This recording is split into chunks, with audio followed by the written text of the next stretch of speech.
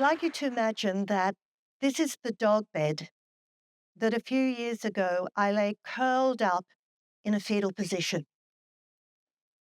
It belonged to Anton. Luckily, it was a really big dog bed because he was a really big German shepherd. I was weighing up whether or not I wanted to go on.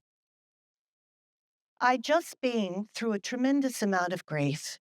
My father had passed away. I'd lost my husband to cancer. And then Anton, out of the blue, collapses with a ruptured spleen, just like that. He died in my arms, and I broke. That fluffy old dog bed still carried the faint scent of his fur, and it felt like safety. You see, Anton had always been my protector, not by doing anything dramatic, but by simply lying there with his goofy upside-down smile. All teeth, zero threat. He just had this way of savouring life and snacks. And as I lay there for I don't even know how long, I remembered that in challenging times, we can still find glimmers of joy and sometimes snacks. Yes, I was shattered, but my unconditional love I felt for that dog hadn't changed at all. And deep inside, I sensed something crucial. Even in times of unbearable heartache, we can still carry an unbreakable heart. Anton became my anchor, pulling me into presence. And I realized in this moment, I have a choice. I could give up or I could get up. Dogs have been a part of my life forever. And an extraordinary truth that I've discovered is this. The best mindfulness teachers may not only be found in temples or faraway retreats or sitting on a meditation cushion. They just might be right beside us, our dogs. And today I'm inviting you to consider that in this fast-paced, distracted world where stress is coming at us from every direction, dogs are the mindfulness masters we've been searching for all along. They love unconditionally. They forgive instantly. And they don't rehearse arguments in their head when they're having a bath. But this isn't all like fluffy-wuffy stuff. Peer-reviewed research shows that when we engage with dogs in a positive way, simple things like eye contact, giving them a belly rub, playing a game of fetch, we release oxytocin, the love hormone, along with dopamine and other happy, feel-good chemicals that help us regulate our mood and connection. And if you've ever locked eyes with a dog, you'll know exactly what I mean. Like my dog Boris does this thing where he sits next to me and leans back and sort of stares at me like this. My heart melts every single time. Whether they're curled up on your lap or stealing your slippers or squeaking a ball in your face when you're trying to talk on the phone.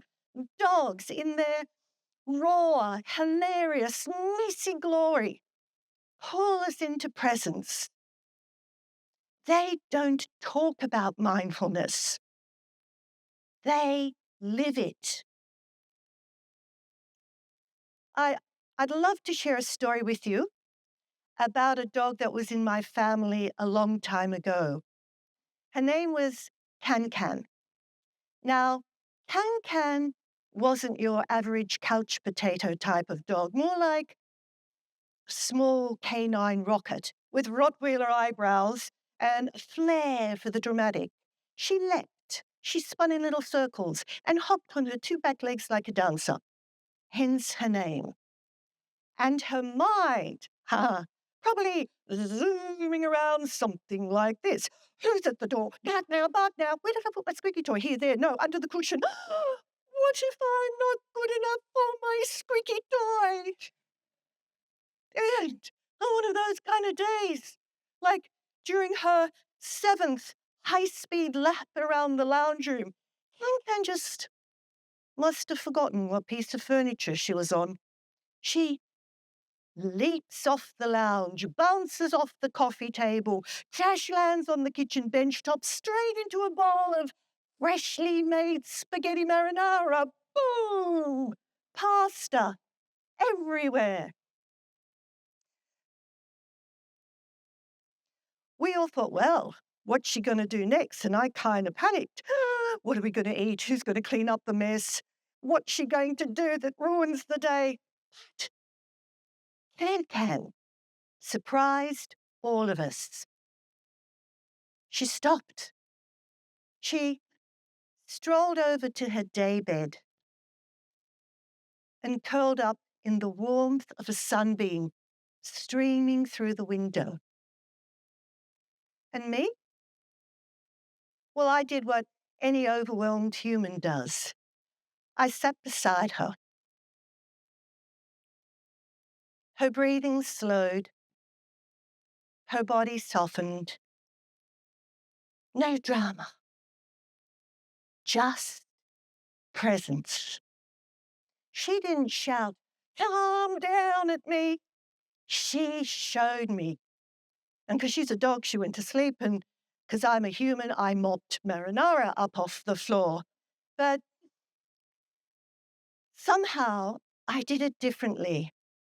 You see, something in me had softened as well. And that's when I had my spaghetti epiphany. Because if can, I can too. Say it with me. If can, I can too. And maybe, just maybe, the world will feel less like spaghetti chaos and more like a warm sunbeam. And what I learned from this and what I need to share with you today is that when life gets overwhelming, we can do the zoomies or the other way, do the zoomies. Or we can pause, take a breath, and come home to calm. And what is fascinating is that science is now confirming what we dog owners have felt all along. A 2024 neuroscience study found that when we share mutual gaze and gentle touch with a dog, our brain activity synchronizes with theirs in real time across species. Let's let that land for a second. So you and your dog are on the same wavelength, and not just metaphorically, but specifically in regions of the brain associated with attention and processing sensory information. Now, research is still exploring what all this might mean, but they've called it inter-brain coupling. And here's where it gets interesting. This alignment gets stronger the closer the relationship between a human and dog becomes over time. Now, what you can do is perhaps think of your dog like a tuning fork. They don't lead the orchestra, but activate one. Set it gently vibrating, and everything else finds its pitch. That's when mindfulness stops being a concept and becomes something we can lean on. Okay, so you might be thinking, well, this is great, but how do we start? Well, here's a place we can start together. Just for a moment, let's borrow our imagination and learn something from a dog. Picture yourself beside a peaceful river, perhaps somewhere like the Hawkesbury River. And to start with, take a deep breath in